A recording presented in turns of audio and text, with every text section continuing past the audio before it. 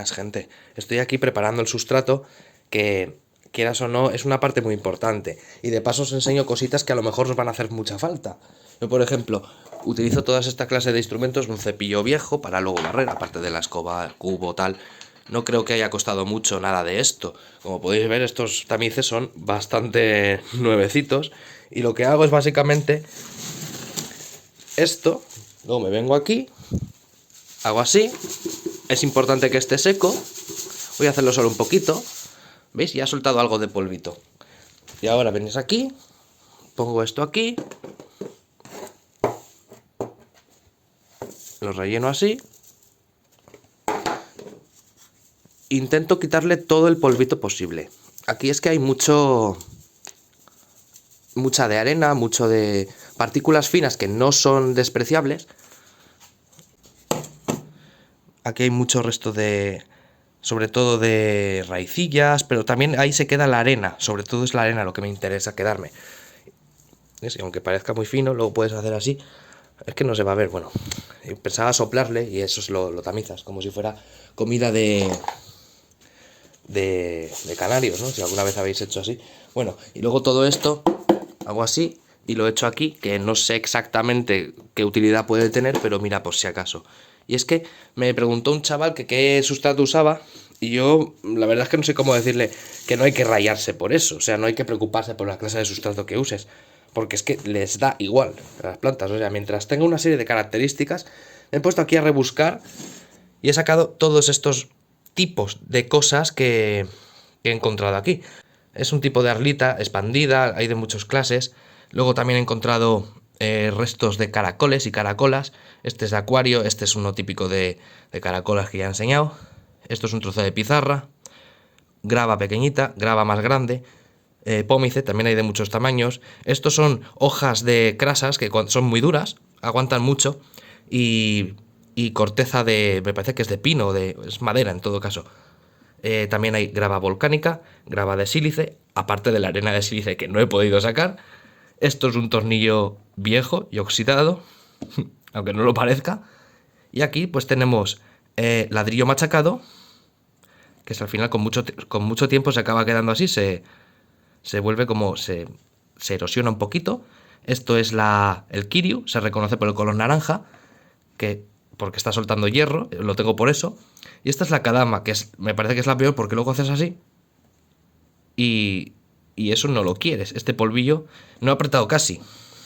Y digamos que esto es lo que pasa con los sustratos. Mientras sea granulado, mientras sea barato, a ser posible, ligero, que tenga la capacidad de absorber agua, acumularla y soltarla lentamente, pero sobre todo que la deje pasar. Y si es poroso, pues es perfecto. O sea, hay muchas cosas así. Hay gente que hasta utiliza poliespan y arlita, vermiculita, perlita. Esas cosas vienen muy bien, aunque a mí estéticamente no me acaba de gustar la perlita.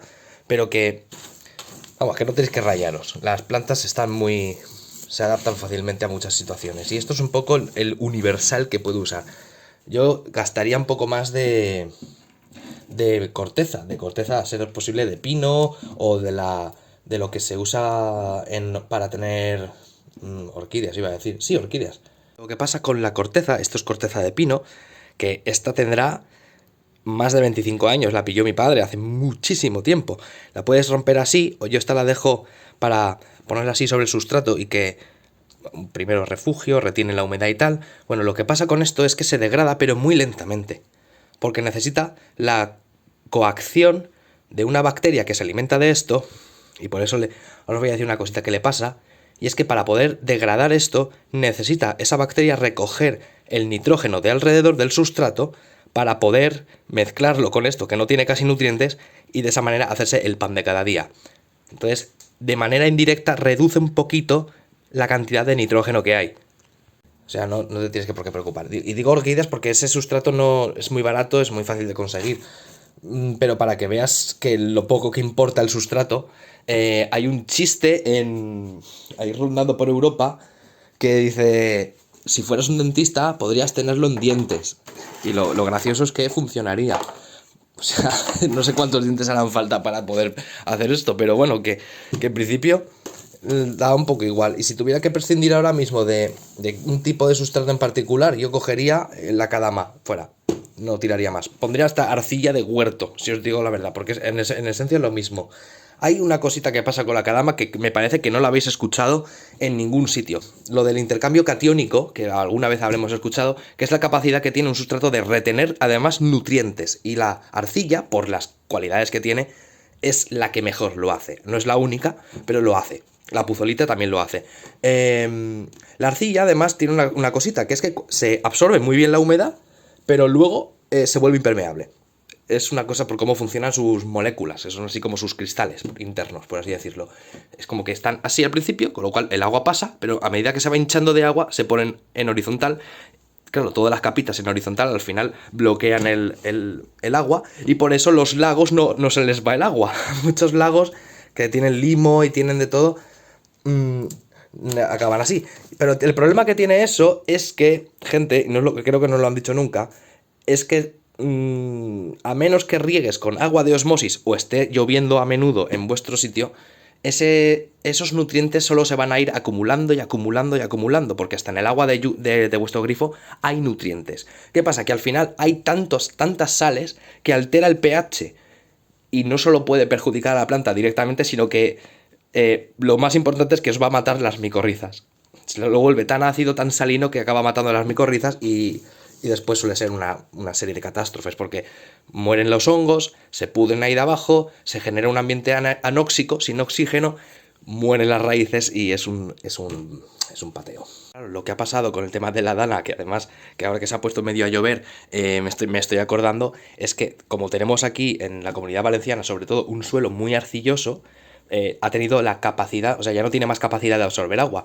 Eso se reduciría muchísimo, o por lo menos tendría mucha más capacidad de absorber agua, si tuviera olmedas, si tuviera arboledas. Estoy hablando en particular de fresnos y olmos, porque eso genera un mantillo, esos carbonatos se mezclan con la arcilla, y en esencia es que le estás aumentando la capacidad de buffer, la cantidad de agua que puede almacenar, pero que además la triplicas o la quintuplicas, o sea, es una barbaridad, porque ahí se cae toda la hojarasca, llegan los animalitos, mezclan con la arcilla, y tiene esa arcilla, que además es como una esponja, pues se le suma otra microesponja, vamos, tiene más esponja todavía.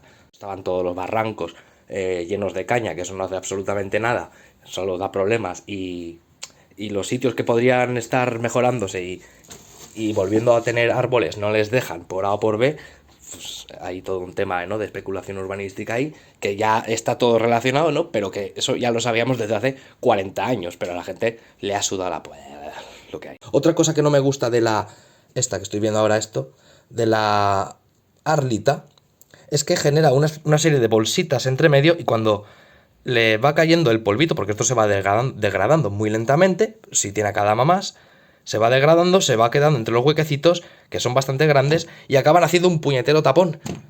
Se acumula el agua, se pierde el oxígeno, y se va todo a tomar por saco, ¿sabes? También.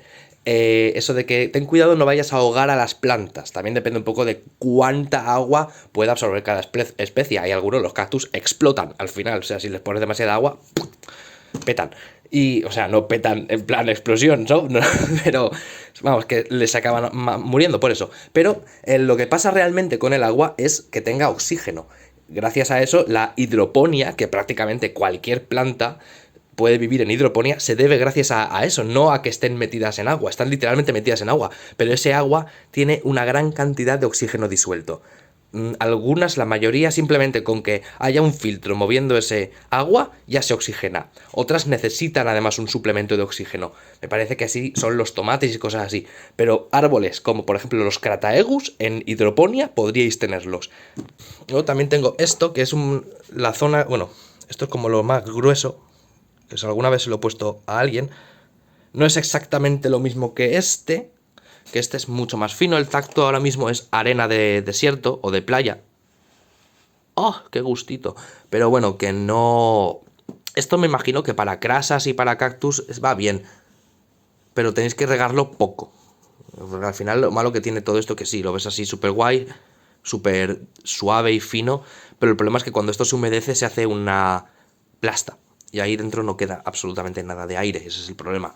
Entonces no sé para qué usarlo, pero bueno, supongo que es la primera composición del suelo franco. A esto le pongo, aquí haría falta más arena y gravilla, piedrecitas, pero en esencia es muy parecido, solo que este no se puede compactar de ninguna manera por toda la cantidad de arena que lleva. Así que a lo mejor si a esto le añado mucha arena. Luego además, que me estaba olvidando, y no por ello es menos importante, la fibra de coco y la turba, que son sustratos perfectamente válidos. De no ser así, en los viveros forestales y de jardinería, agroculturales, de toda clase, no se gastarían, pero sí, es uno de los sustratos más utilizados, sobre todo para las plantitas jóvenes, para plántulas, porque tienen la cualidad de que son sustratos que permanecen siempre húmedos, con un nivel de humedad bastante alto, constante, pero alto, y eso es lo que les interesa porque necesitan un acceso constante a ese agua. Pero el problema que tienen es que cuando se hacen adultas las plantas no les beneficia tanto, necesitan sus periodos de sequía. Además, lo que pasa con la turba es que una vez se seca ya no se vuelve a hidratar, entonces puedes regar tú, notas que estás regando con la regadera, el agua sale por los agujeros de drenaje, pero si metes el dedo por dentro está completamente seco. Eso me he dado cuenta a lo largo de muchos años que a las crasas, por ejemplo, crásulas ovatas, las orejitas de Shrek, un montón de cosas así, ¿no? Sedums, les viene muy bien, porque cuando son jóvenes, cuando coges el esqueje, lo plantas y te interesa que esté húmedo, pero no demasiado. Eso te lo hace la turba y la fibra de coco. Pero a medida que vaya a pasar eso, lo que ocurre con estas plantas es que si la maceta, vamos a poner que es esto, ¿no? Imagino que es esto, una maceta, así. Lo que ocurre es que las raíces solo van por la periferia, es decir, solo van por alrededor de la maceta, ¿ok? Y lo de dentro lo ignoran. ¿Qué pasa? Que eso le hace de apoyo. Y a medida que se vaya descomponiendo, que por cierto la turba se degrada bastante rápido, se va a empezar a ir por los agujeros de drenaje y poco a poco esas raíces del exterior empiezan a entrar por dentro. Yo muchas veces les he hecho trasplante y me he dado cuenta de que las únicas raíces que tenía una planta que estaba enterrada o plantada en turba es que solo tenía raíces por alrededor de la maceta, lo de dentro estaba hueco. Claro, si eso se hubiera seguido el camino, si hubiera seguido así durante muchos años, estoy hablando de que esto es una cosa que ocurre cada, bueno, igual 5 años mínimo, empieza a meterse ya para adentro, cuando ese sustrato se empieza a degradar y a convertirse en polvo, se empieza a meter para adentro, y esa es la razón por la que las crasas dicen que necesitan tener el sustrato un poco saturado para poder hacer flores. Eso es una forma que tienen. Ay, qué bonitas las hojas. No sé si habéis visto las gotitas. Bueno, que lo utilizan eso como mecanismo de defensa. Tienen las de fuera, que son las estables, las gordas, que ya han lignificado un poco, y cuando empiezan a saturarlo de dentro, la planta es como una persona que quiere tener hijos, ¿no? Y para ello se saca una oposición, y cuando es funcionaria, esa persona pues dice, ya puedo tener hijos, ya tengo cierta estabilidad. Pues esto es lo mismo, las crasas al vivir en sitios muy áridos, muy poco seguros para la vida, vamos a decirlo así, pues aprovechan y dicen, ok, aquí llevo ya viviendo muchos años, es un buen sitio. Entonces, cuando ya empiezan a llenar toda la maceta, dicen, es hora de empezar a hacer bebés. Pero que vamos, que lo podéis usar, ¿no? La fibra de coco y la turba, cuando las plantas son jóvenes, pero no necesariamente para árboles. Si no, ahí tenéis el ejemplo. Yo le mando además un saludo y un abrazo a Bonsai Castur, que es un chico, yo lo llamo un chico con mucho kilometraje, bueno, es un chaval que planta casi todas sus cosas en fibra de coco y turba, y él dice que no tiene ningún problema. Luego todos sus árboles son palos, si no tienen prácticamente ni conicidad ni ramificación, pero eso es una cosa que ocurre con la turba, porque dice, oye, tengo mucha agua, entonces tiene mucha presión hídrica, entonces puede hacer varas muy largas, es el problema que tiene. Al mismo tiempo, si os dais cuenta, y si te das cuenta tú también, amigo mío, verás que la planta que mejor se te da es es el cedro de los pantanos, que lo tienes muy pocos años y se te ha hecho ya una bestia, lo tienes precioso. O sea, eso te hace una idea de cómo afecta un poco a las plantas, ¿no? Es necesario que tengan, si quieres que ramifique bien y todo, tienen que tener sus periodos en los que se seque. Y lo único peligroso de la turba es eso, ¿no? Que que si se seca luego no se vuelve a humedecer. Nada, espero haberos ayudado un poquito. Yo voy a seguir aquí un poco con esto, porque esto me gusta tenerlo así. Lo he puesto en esta bandeja para que se seque un poquito. Y eso facilita que el polvito luego se caiga y se vaya mucho mejor. Pero bueno, espero que os haya gustado, espero haber solucionado alguna duda y que paséis un buen día. Hasta luego.